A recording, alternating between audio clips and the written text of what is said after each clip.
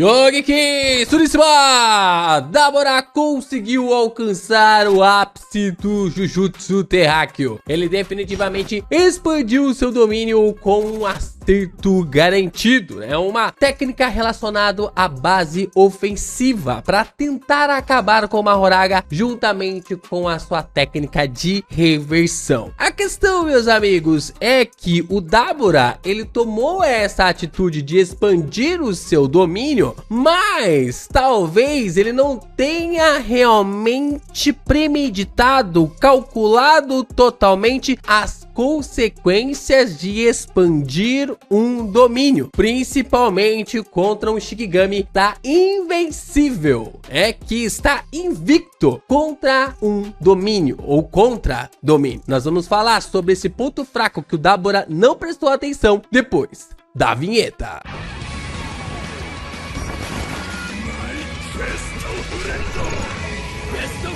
Ao longo de toda a obra principal de Jujutsu Kaisen, nós aprendemos que a expansão de domínio é o ápice, é o maior poder que o feiticeiro pode usar na história. Definitivamente é o poder que, se o outro, a contrapartida, não tiver algo para conseguir lutar, é KO.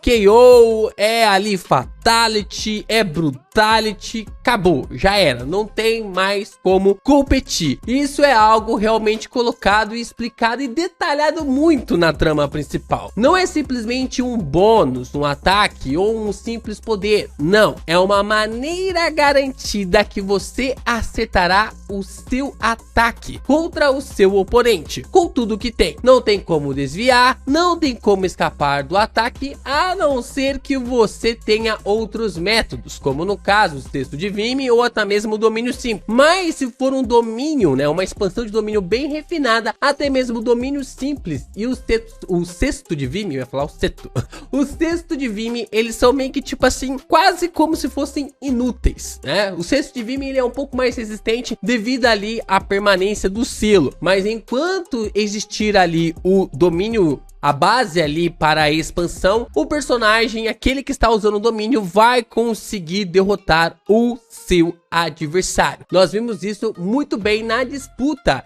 entre Gojo versus o Sukuna e também com outros personagens ao longo da trama principal. Só que, meus amigos, a grande questão é que o Dabura, ele chegou nessa conclusão sobre a expansão de domínio e também sobre ela ser apelona demais, visto que ele precisava de um único ataque, um ataque certeiro para dizimar o Mahoraga. Ele já havia dado, já havia conseguido alcançar um poder devastador contra o Mahoraga, só que o Mahoraga conseguiu desviar por um pouquinho, por uma questão, e por conseguir desviar por uma base, a gente conseguiu ver que o Mahoraga se adaptou à técnica do Dabura e desta forma o Dabura perdeu esse ataque. Então, a única forma dele conseguir passar por isso é, de fato, pelo acerto garantido de uma expansão de domínio. O problema é que o Dabura não sabe que ao expandir um domínio,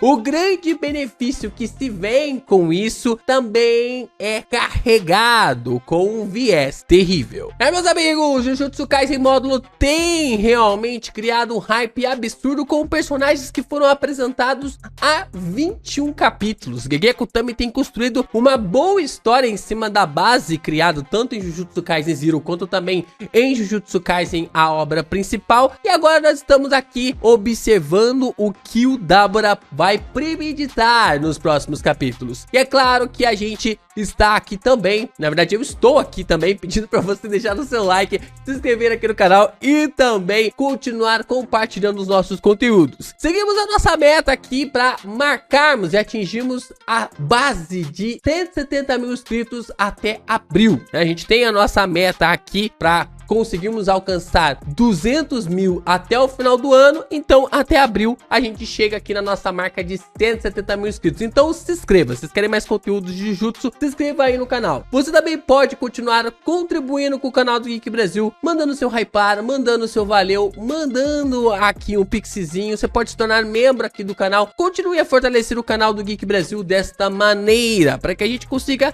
trazer ainda mais conteúdos aqui no Geek Brasil.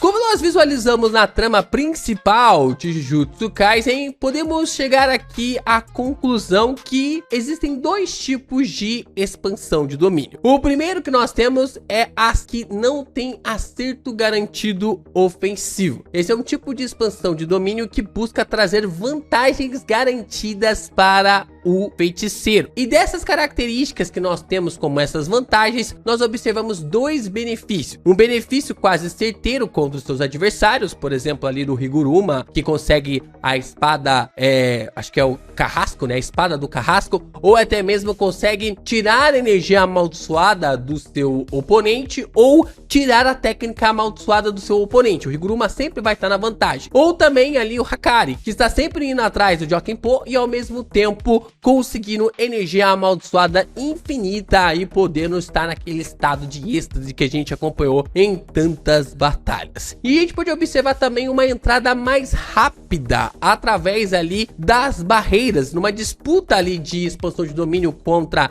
uma habilidade com acerto garantido ofensivo. Na teoria, as não ofensivas podem entrar mais rápidas do que as expansões de acerto garantido ofensivo. Então, se tiver uma disputa de domínio, essas barreiras, essas expansões vão entrar mais rápido e automaticamente vão conseguir passar por cima dos outros domínios. Até hoje a gente nunca conseguiu ver uma disputa de domínio. O GG nunca forneceu isso para nós, né? Uma disputa de domínio de um acerto garantido não ofensivo para um acerto garantido ofensivo. Mas de fato, o que a gente gosta mesmo de ver é uma expansão de domínio com acerto garantido ofensivo, que é o suprassumo. É o ápice realmente das habilidades dos feiticeiros. É claro que através ali da porradaria generalizada, quando o Gegeko também quer realmente destrinchar as regras, ele traz o Higuruma e o Hakari. Agora, quando é a porradaria pra valer, ele traz uma expansão de domínio a lá ali de nível de acerto garantido ofensivo.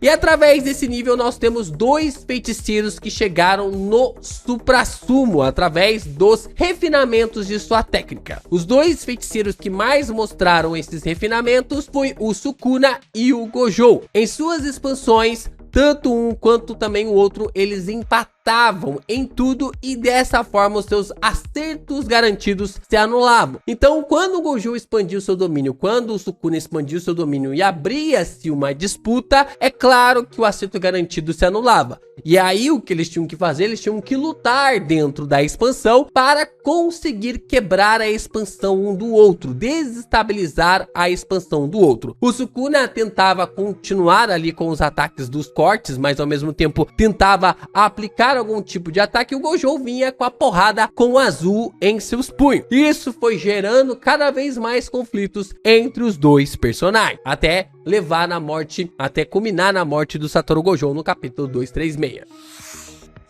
Mas antes da morte do Gojo, nós observamos uma sacada muito boa do Sukuna mediante a sua expansão de domínio, que é o que? Como sua expansão de domínio não tinha uma barreira, seus cortes eram fornecidos através também pelo lado de fora. Então, cortes do Sukuna geravam ali através da parte externa da barreira. Então, nós tínhamos o pináculo dentro da barreira, temos a barreira do Satoru Gojo cobrindo toda a expansão, só que a área de expansão de domínio do Sukuna era maior do que dentro da barreira do Gojo. Então os cortes do lado de fora iam cortando a barreira do Gojo até que a barreira era simplesmente desintegrada, ela era fragmentada, ela era cortada por todos os lados e o Gojo acabava ficando numa situação ali em uma saia justa. Então, como os cortes do Sukuna atravessavam a barreira do Gojo e ela se quebrava, automaticamente cai no ponto fraco de quando você usa a expansão de domínio. Quando você usa a expansão de domínio, você ganha uma puta vantagem contra o seu adversário. Se o seu adversário não tiver um domínio tão refinado quanto o seu, se não tiver um domínio simples, que ainda tem desvantagem, se não tiver um cesto de Vime, que ainda tem uma desvantagem, quase uma certeza que você vai vencer. Mas se você expande o seu domínio e você tem um refinamento maior do que o seu adversário, a sua expansão ela vai engolir a expansão do adversário. Foi isso que aconteceu com a expansão de domínio do Gojo pra cima do Jogo, lá entre o capítulo 14 e o capítulo 15 da obra principal de Jujutsu. Mas de fato, quando o Sukuna ele quebrou ali a expansão de domínio do Gojo, o que aconteceu? Ele ficou sem poder usar a sua técnica amaldiçoada. E no caso, quando você usa sua expansão de domínio e sua barreira é quebrada e você desfaz a sua barreira depois de vencer, você recebe um cooldown. Sim, sabe quando você usa aquela técnica especial naquele joguinho de RPG? Acho que no League of Legends tem isso, lá no LoLzinho. Quando você aperta lá o combo para você conseguir dar o poder, dar o combo, não vai ficar aquele tempo de carregamento? Então, a mesma coisa acontece com o feiticeiro depois que ele expande o seu domínio. Seja finalizando o seu adversário, ou seja, através da sua expansão sendo quebrada. E meus amigos, essa é a grande desvantagem que o Dabura provavelmente não percebeu ao conseguir ali usar a expansão de domínio. Esse é um fato bem interessante, porque o Dabura, ele não tem como saber disso. Ele não tem como realmente prever isso, a não ser que ele tivesse essa informação anteriormente. Alguém tivesse falado isso pra ele, alguém tivesse comentado isso com ele. Como o Dabura até então tá chegando nas informações através do IC e até mesmo das concepções ligadas à expansão de domínio, a não ser que ele chegue nessa informação depois de expandir o domínio e sentir que isso vai acontecer, ele vai receber uma surpresa absurda se o Mahoraga conseguir quebrar a sua expansão. Se o Mahoraga está se adaptando ao que o Dabura é, ele tem grandes chances de quebrar a expansão de domínio do Alien. Isso é um fato importante aqui para a história. Porque o Dabura, ele tá mensurando a expansão de domínio, ele chegou na conclusão que a expansão de domínio é o único ponto que pode fazer com que o Mahoraga consiga perder, ele expandiu o seu domínio. Agora, o Mahoraga pode já estar adaptado aos seus poderes. Se o Mahoraga fizer isso, aí, meus amigos, aí já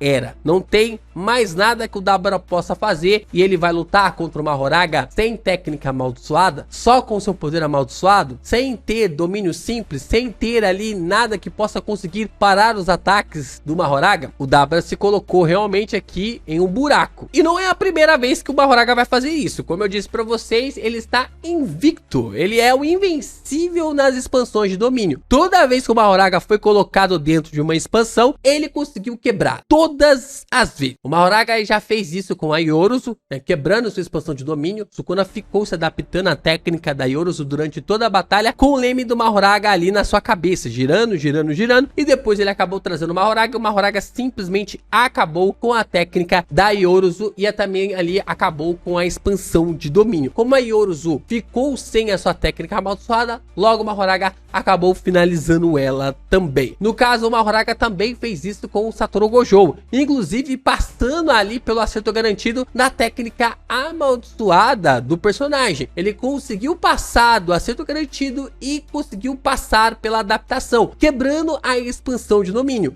Então, tanto na expansão da Yoruzu quanto também na expansão do Gojo, o Mahoraga conseguiu se adaptar e conseguiu quebrar, causando ali um certo tipo de conflito nessa base. Tudo bem que o Gojo conseguiu contornar essa situação para conseguir fazer com que a sua habilidade voltasse o mais rápido possível, mas eu não sei se o Dabura vai conseguir pensar nessa visão. Eu acho que se o Dabura chegar a pensar na capacidade de gerar danos em seu cérebro e regenerar o seu cérebro para diminuir o tempo do cooldown, da mesma forma como o Sukuna e o Gojo fizeram durante as suas batalhas, eu já não sei se isso é algo que vai ser forçado ou não. Vai depender do tipo de raciocínio que o Dabura vai ter durante ali o combate. Mas de fato, eu acho que ele não vai chegar nessa conclusão, que lhe falta informação. Ele tá chegando nessa informação porque ele está aprendendo com a prática. Ele está enxergando algo e está replicando. Agora, não enxergar a regeneração do cérebro e aplicar isso na batalha, aí eu acho que já é forçar um pouco a mão pra cara. Ou seja, o Dabura está muito, mas muito ferrado. É aquele tiro que a arma tem, que é o único disparo, sabe? É aquela última munição no cilindro que o cara vai atirar e é tudo ou nada. Porque se o Mahoraga estiver adaptado, meu amigo, aí já era. Ele foi pro tudo ou nada, né? O Dabura foi pro tudo ou nada, não sabendo que ele pode estar em uma buta desvantagem com uma Horaga ali. Sim, tem uma buta vantagem em expandir o seu domínio, ter mais vantagem do que desvantagem, principalmente com o Shikigami, mas de fato que o Dabura não sabe que se ele tiver que ficar sem técnica amaldiçoada, se tiver que passar por um cooldown, aí meus amigos, aí não tem o que o Dabura consiga fazer. Com toda certeza vai conhecer o Gojo e o Sukuna no plano do além. Isso é claro se Yuji Itadori e também ali o Maru e o Mahito não pararem essa batalha a tempo.